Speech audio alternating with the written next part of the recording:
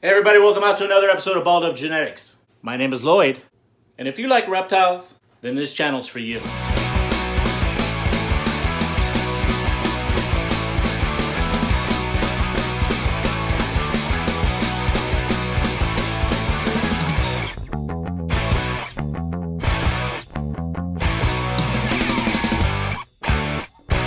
On today's episode, we're going to be talking about something that we all come across once in a while in this hobby.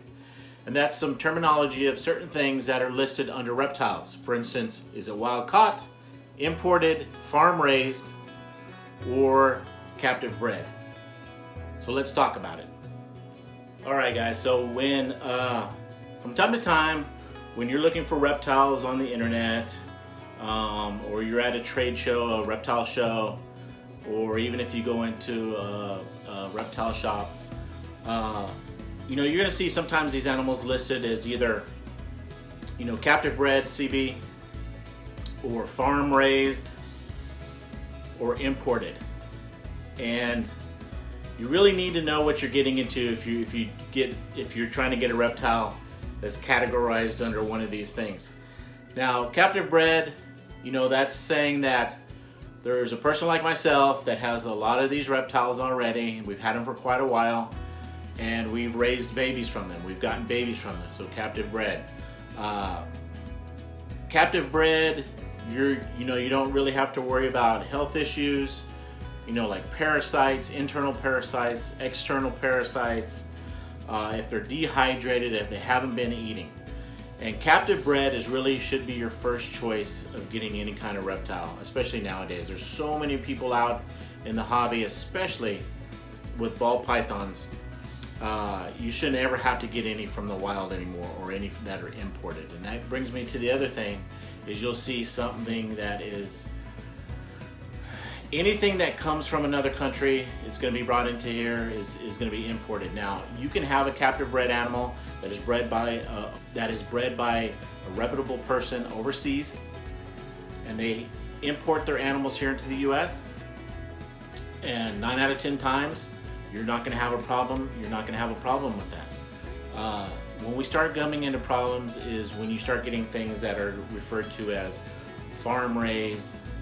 Now, we all know the old term wild caught. They went out into the wild somewhere, they grabbed one of these animals straight from the wild, and they tried to export it to another country as quick as possible.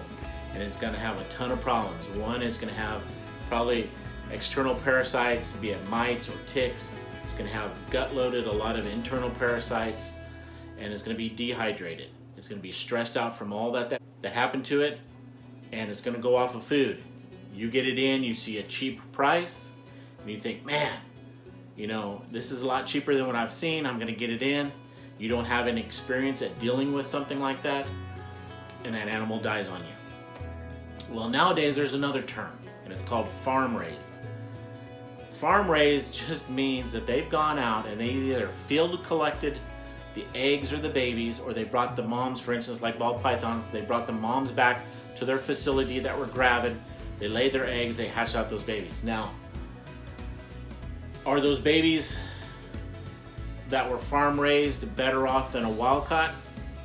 They might be a step or two above that, but not really. I mean, those animals still can come in dehydrated. They can still be gut loaded with parasites. You're gonna have a problem buying that. And I know the lure of a cheap price on something is what motivates a lot of people. I have been guilty of that in the past. Back in the 90s, I would get a lot of tortoises that were imported. And I would lose a lot of them because they wouldn't be eating. I tried to hydrate them, they'd be gut loaded with parasites, they'd have a lot of ticks on them. And it takes a lot to get that animal over all that and to become healthy and eventually become reproductive. And if you don't know what you're doing, you're gonna lose that animal. Now, the reason I bring all this up is because in my next video, like you see in this photo right here, I actually have an animal that I brought in that it was imported, and that's all I know. I don't know, is it coming from the wild? Was it coming from a farm from a facility that farmed it? Was it coming from somebody who produced it overseas and it was imported to the gentleman that I got it from? I don't know. But having decades of experience of dealing with animals like that, I know what to do. I'm going to show you what I do since I'm dealing with an animal that is technically imported, which I'm pretty sure means it came from the wild, or it came from one of the farming facilities where it came from. The number one thing is you got to get them, you got to get those parasites off of them. You got to get those parasites out of them, and you've got to keep them hydrated. You got to keep them hydrated, and then you need to start getting food into them. Once you get those first three things down, that fourth thing hopefully will fall in. The animal hasn't lost too much weight. You can keep it nice and healthy. Now, the snake that you just saw there, that you'll see on the next video, it is in good shape. The gentleman that had it before me has had it for a few months, so I'm assuming he's done stuff with it, but I don't take anything for granted, so I'm going to show you how I go through my system of getting rid of external parasites. I'm going to show you tubing that animal with medication to get down into its gut to get internal parasites out, and then keeping it hydrated. I'm going to show you how I set it up in quarantine. So if there is something wrong with it, I'm going to find it in quarantine and it's not going to spread to the rest of my collection. But today's video, I just wanted to talk about, some of these terminologies that you're going to hear, especially for you new people, you're going to hear. Captive bred, 100% try and get. Yes, some of them have a higher price tag, and that's because of the time has been spent on the past generations of getting animals now that are not coming from the wild, that are nice and healthy, that are going to make a great pet or a great addition to your collection. Those people have put in a lot of time and expense into them, so that's going to show on the price that they're asking for them. And again, you're going to see a lot of imported snakes and reptiles. You're going to see a lot of them called farm raised, and they're going to have a cheap price on it. Now, did I get this guy because of a cheap price? No, I got him because he actually looked pretty good. I liked his colors. I liked the body shape that he was at. I mean, I went to the guy's facility. I looked at this animal first before I purchased it. It's got some good weight onto it. And I needed some fresh or new genetics. And I kind of am old school in that once in a while it's nice to have something come in from outside of your area with new genetics. Do I bring in a lot of animals that are imported or farm raised? No, I don't. Not anymore. But once in a while I do, and because of that, I have these protocols that I go to when I get one of these animals in. And I've had a lot of success with keeping them alive, getting them over these little hurdles that they're going to have, getting them nice and healthy, and then eventually one day they will start breeding for me. Today's video is I just wanted to go over some of that awareness with you guys. You just have to be careful, and a lot of it is just experience. Again, like I said, the main things are you want to get rid of external parasites like mites and ticks. You want to get rid of internal parasites that will start to emaciate your animal, start to make your animal lose weight, go off of food because those internal parasites are feeding off of it. And you want to keep them hydrated. The key is also to keep hydration to them. Once you do that, then you're going to try and get food into it. Now, hopefully it takes food right away. A lot of times you might have to assist feed, and that's a whole different issue also.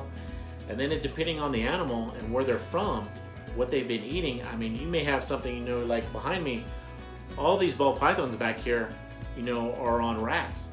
Well, you might get something from overseas that's been eating bird, or it's been eating some other small kind of mammal, and they don't want a rat or a mouse. You got to find something that they're going to want to eat. to start getting food into them, and then you can start, you know, transitioning them over onto a mouse or onto a rat. But again, just be careful with some of the terminology out there in the reptile hobby. If you're not used to it, it can be tricky. Just do your research on the person that you're buying from, also the animal that you're trying to get. And if you need help, always go to a reptile veterinarian. You're going to be your key for medications and to help get one of your animals into good health and in a good condition. Okay guys, so that's it for this video, short and sweet. Just a couple things I wanted to go over real quick about some of these confusing terms that a lot of new people may not realize, and what it entails when getting an animal that's either classified as, you know, captive bred, wild caught, imported, farm raised. Again, on next week's video, I'm going to show you that snake that I did get that was imported to another person, and the protocols that I go through when dealing with an imported animal. Again, it's very rare that I bring in an animal that's been imported, but from time to time I will do it. I do have a lot of experience at working with them and getting them over the health hurdles that they have. But again, if you haven't already, please subscribe down below. Turn on that post notification bell so every time we upload a video, which typically is in Tuesdays in the afternoons, you're going to be informed. Please give a comment down below. Remember to visit us on Morph Market. We have a lot of baby bald pythons and some leopard tortoises still available on that. And I'm actually going to be uploading some of the female ball python hatchlings that we've had from this year. They're going to be going up on Morph Market soon also. But again, until the next video, take care, and we'll see you again real soon. Bye everybody.